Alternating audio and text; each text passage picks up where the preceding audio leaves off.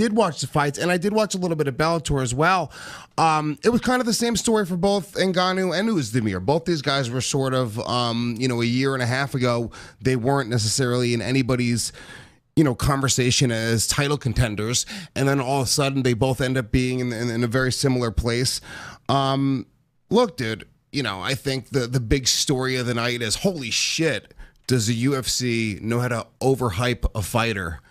God damn it. Well, no, not really, because come on, I'll be honest, Ngannou deserved the hype. He came in and looked devastating. I'm not sure how long he was actually a part of the UFC. It wasn't long. It doesn't feel like a long time. I don't have that exact stat in front of me, but he was there. He was knocking people out. I mean, his last fight against Alistair Overeem, remember, this is a guy that's been around for a long time. Overeem, that is. Went out there, destroyed him first round, nearly took his head off. Before that, knocked out Arlovsky, submitted Curtis Blades, I think it was. Pretty much all finishes, and in devastating fashion. So really, yes, of course, the UFC hyped him. Of course, that's what they're going to do. If they want to sell pay-per-views, pardon me, if they want to sell pay-per-views, they're going to hype people. So you can't blame the UFC for that. And he kind of fast-tracked himself to that title shot by destroying everybody. And he looked super marketable, big, scary, fucking terrifying black guy. Just muscle on top of muscle, really terrifying looking guy. And this, the truth is the UFC wanted Ngannou to win. I feel like Stipe Miocic, leading up to the fight, he sort of implied that, I don't know if that he was disrespected, but there was some sort of, during the contract negotiation process, because was this the last fight in his contract? Who, Stipe? Yeah. I'm not sure about that, but Stipe was kind of annoyed in previous fights because obviously this microphone's right in front of my face. Should I move it down? You can move it down a little bit. Yeah, hold on. See, this is where pre-production comes in. Yes, Stipe was pissed off because I think, what's his face? Overeem got more money than him, and there was somebody else. So he was kind of taking a stance for a while that he wanted more money, which obviously, as the heavyweight champion, I feel that nobody should get more money than the heavyweight champion. You are the baddest man on the planet. That is the moniker that they use. So he was a little pissed off about that. I'm assuming they made it right. I think he said on the Ariel Helwani show that he made it right. So yeah, anyway, going into the fight, all happy, money's good. Right. Ngannou's a beast. Physical specimen, as you say, knocks everybody out. But nobody was talking about Stipe. They were all talking about Ngannou. And I can kind of understand that. I mean, as I say, he's impressive. He knocks people out. But, it's crazy when you look at Stipe Miocic. He's knocked out the last 4 of his 5 opponents as well and knocked them out in the first round. Verdum, Overeem. Who was the last one? I don't know. He's knocked them all out. The only one that went the distance, was it a decision, was Mark Hunt. No, that was a stoppage late in the 5th round as well. So he's stopping everybody. He had a decision early with Junior Dos Anjos that he lost back in the day. But yeah, he's knocking everybody out as well. And I think that, look, if they fought 10 times, I think 2 or 3 times Ngannou might knock him out in that first round. I mean, he was... I don't know, Lewis. Come on. I mean, listen, at the end of the day, Stipe had the perfect game plan. Of course. He got caught with a few shots. It shows, number one, that Stipe can take a goddamn shot. Jesus Christ. Stipe's a monster. Because everybody else has fallen. He took a few of those shots, but he also slipped a few times. He did a great job of taking them down. I think the criticism, and criticism isn't a fair word because I'm a fan of Francis Ngannou, but if you want to talk about anyone, it's Ngannou that wasn't ready. And that wasn't ready because it was too fast. It wasn't ready because he was too hyped. He wasn't ready because Stipe was too good. And it's as simple as that. I mean, Stipe took him down almost at will. They were clean takedowns. Ngannou didn't sprawl much. His takedown defense against defense wasn't there. And the big point was the gas tank, man. Jesus Christ. I mean, don't get me wrong, Ngannou is a beast, as we all say, but at the end of the first round, that was it. It was done. And Stipe can go all day. I mean, that first round was exciting. I would score it for Ngannou, but at the end, he was visibly tired. And at the end of every round after that, Jesus Christ, it was like an extra from The Walking Dead at round 3. He was stumbling all over the place. He was so tired, And I guess that's because Ngannou was a victim of his own success. If you're the type of person that goes out there and knocks people out in the first round, then I guess you're not going to do much cardio. You know, as I say, a victim of your own success. This fucking microphone, man, is right in my way. I'll figure it out in a second when you talk. You know, but you got to do the road work. You got to do the cardio. You got to do the wrestling, especially against a guy like Stipe. Well, yeah, and look, here's the thing, man. It's all Stipe in that fight, right? You got to give him all the credit in the world, and I'm not. You know, I think Stipe brought the fight to him. He fought a really smart fight. You saw how cautious he was in that first round. He knew how dangerous Ngannou was in the first round. It was so much so that Stipe, like, it was like somebody was trying to attack him with a fucking baseball bat. He was, like, ducking out of the way like he was legitimately, like, being attacked. It was fucking crazy. It wasn't even just like a fight stance. He was just trying to, like, fucking not get hit in that first round. You could tell exactly how cautious he was being. But that was the real thing where Ngannou, I mean, was it all just a cardio thing? Was it an adrenaline dump? I don't know. How far have we seen Ngannou go? We've never seen him fight a 5-round fight, but he looked like he had absolutely nothing after that first round. His mouth was hung open. He looked like he saw a ghost. Yeah, absolutely. Listen, I think we spoke about this on the podcast. And I'm not criticizing him, by the way, for taking the fight, because if you get offered a world heavyweight title fight and you're that good, you take it. You take your opportunities, especially when, you know, you had a tough background coming from Cameroon, and the story is not too long ago he was homeless. So, you know, in those circumstances, of course, you take the opportunity of fighting for the world heavyweight title. But obviously, everything is 20/20 in hindsight. But if he could do it all over again, and I spoke about this, what he should have said, or his manager should have said, is don't take the fight, or take the fight, but take it in 6 months, okay? And I want you to go out to Bulgaria or Russia or even somewhere in England that has a wrestling camp and learn to wrestle.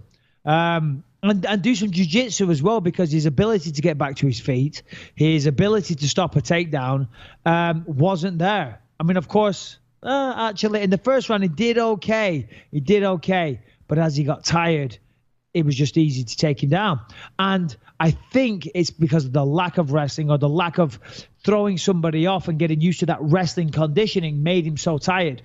You know, Ngannou is no stranger to throwing punches, but it's a completely different energy system when somebody's trying to take you down. Wrestling is the hardest part of MMA. It's the hardest thing for injuries, and it's the hardest thing physically, stamina-wise. You know, so he really needed to go away and address that. And I think that Monday morning, he knows that.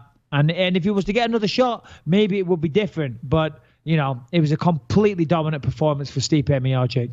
Yeah, and look, here's the thing. You know, he's such an impressive specimen, and the heavyweight division is so thin that, you know, what, 2 or 3 more big knockouts against big name fighters, that's it. He could be right back there again. It's and the truth, and the reason I say, you know, he could win that fight 2 or 3 out of 10 times. It's just a style, dude. If he hits him, and he can hit him, it's not like Stipe, you know, is this unbelievable, crazy striker who just is impossible to hit. No, he did get tagged a couple times. He got tagged a little bit later on in the fight where I was really surprised about, and he actually looked, I remember it was like the 3rd or the 4th round where Ngannou looked like he was just stiff and dead and flat-footed, and he hit him with one, and it still looked like it hurt him. It still looked like it did a little bit of damage. I'm just saying that story could easily be sold again, and they could easily sell a rematch. They could sell another fight with Ngannou versus somebody else. Just stylistically speaking, he can knock out any given guy any given Sunday.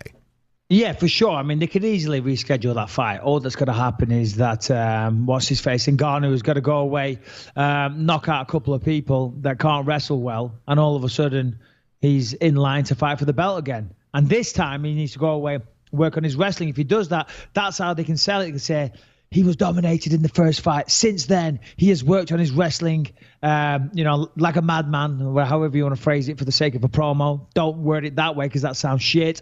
But you know what I mean? And if you do that, it gets the buyer interested again. Yeah, a little too far too soon. Remember, Stipe was raised in Cameroon, did most of his training in France, or maybe spent time in France. I'm not too sure. I'm not an Ngannou background expert. Sue me. But, you know, my point is there ain't no wrestling in France. There ain't no, you know, or there's not much, you know, so he needs to learn to wrestle. Simple as that. Yeah. Well, heavyweight, I mean, look, the heavyweight division, Ngannou kind of made it look exciting for a minute. I was kind of buying the hype train a little bit.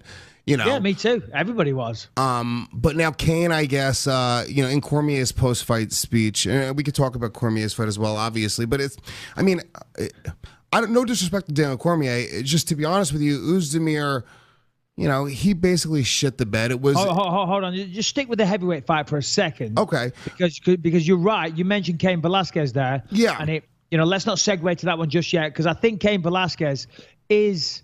When Cain Velasquez is in shape, when Cain Velasquez has no injuries, he is the man, to be. He really is. I mean, he's so impressive to watch. Taking nothing away from Stipe, you just heard me say how much I respect and admire Stipe's abilities. But Cain Velasquez is the man that could really come in there. And if Stipe, even though he holds the record for the most successful title defenses, which is an amazing thing. But if he can beat Cain Velasquez, then there really is no question that he's the greatest of all time. Because he said on the microphone, he said, "Oh, I'm the best to ever do it," or whatever, and he probably is. But the only argument right now to that is Cain Velasquez. So Cain Velasquez, get your ass in the gym, get ready, get better, and that is the fight to see. And if that happens, as I say, Stipe is the man. Stipe is already the man, but he will be the man. Stipe, in my opinion, if you look at both their resumes, Stipe has already done everything that Cain has done and more by defending the title for the record amount of times and beating basically everybody that Cain has beaten. Who has Cain beaten that's like, oh my God, like holy shit, that Stipe hasn't beaten? I don't know. You put me on the spot there, but listen, they were both great heavyweights. Cain Velasquez was amazing. He was incredibly dominant at the time. Think back to those performances against Junior Dos Santos. I mean, that was crazy. They really were very dominant after getting knocked out. So, listen, that is the only...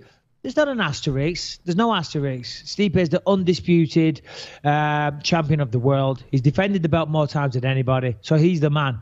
I'm only saying that in terms of conversation, in terms of sad bastards on the internet like us trying to, say there's someone better than him, Cain is the only person that they can throw out that that's the only debate. Yeah. And look, it's the only debate. Yes. I really do believe this. I think Stipe beats Cain. I'm looking at it and I think we're giving Cain a lot and I think Cain's unbelievable, dude, but he gets injured and he's out for long amounts of time, okay? After a while, at one point, he's going to have to come back and the sport is going to have moved on beyond his ability. You know what I'm saying? And it's not even like he's fucking having dude, he's having major neck issues and back issues and huge surgeries. So it's not even like he's training as much. He's spending, a year off of being able to actually go out and train, not even just fighting or fucking, training in a, competing for a fight. So I don't know, dude. I think Stipe Miocic has done more than Cain has ever done in his career. And I think, I don't think Cain just takes him down at will and beats him up. I mean, you have a real hard time doing that. I think it would come down to these two guys standing and banging, and I think Stipe probably could knock him out. Listen, there you go, the heavyweight title fight. Stipe Miocic. What is the expression we would say? I don't know. He did a fucking good job. He's great. Dude, he's great. He did an amazing job. Francis Ngannou, to a certain degree, I guess to a certain degree, was exposed. He shit the bed a little bit. He doesn't have great cardio. What about that? Can that be learned? I've never seen a guy go from having shit cardio to being like, well, that's it. He came back and now he's got this unbelievable cardio. Do you think that a guy can, I mean, obviously you can get better cardio, but at a high level like that, do you think he can get that, he can improve that much in that area to ever be able to compete with Stipe? Well, I mean, I'm no sports scientist, and I'm speaking purely from experience. I mean, for me, even though I have, a body most men would die for, I'm not overly muscled, So for me, it's always a weird one. If you're on the skinnier side, you tend to have great cardio, and if you're heavily muscled, the cardio suffers because all that muscle needs blood and oxygen flowing through them to operate. So therefore you gas quicker. The main thing is, and it's like what I said about Conor, back in the day, if you remember, after the Mayweather fight and after the Diaz fight, you got to run. You got to run. It's as simple as that. And can he become a guy that's going to be known as having the best cardio in the UFC? Maybe not, because his strengths are obviously that of an incredibly powerful, explosive, fast-twitch muscle fiber type of guy. But if you run, if you put the time in, you do the cardio work, you can make an impact. All right, what's going to happen? You're going to lose a little bit of that strength. But I would say that Ngannou's got a little bit of that strength left to give. You know, he doesn't need to be that powerful. I mean, you look at the guy, you can see how powerful that motherfucker is. It's crazy. It's scary. And that was his whole strength. But he needs to sacrifice that a little bit and then therefore gain on the cardio, you know. So he trains at the Performance Institute. They got the underwater treadmills. They got all that stuff. Who gives a fuck? Get out of bed at 7 a.m, put your shoes on and go for a run. All you need is a pair of headphones, a phone, and a pair of trainers, running shoes, whatever you want to call them. Go and run.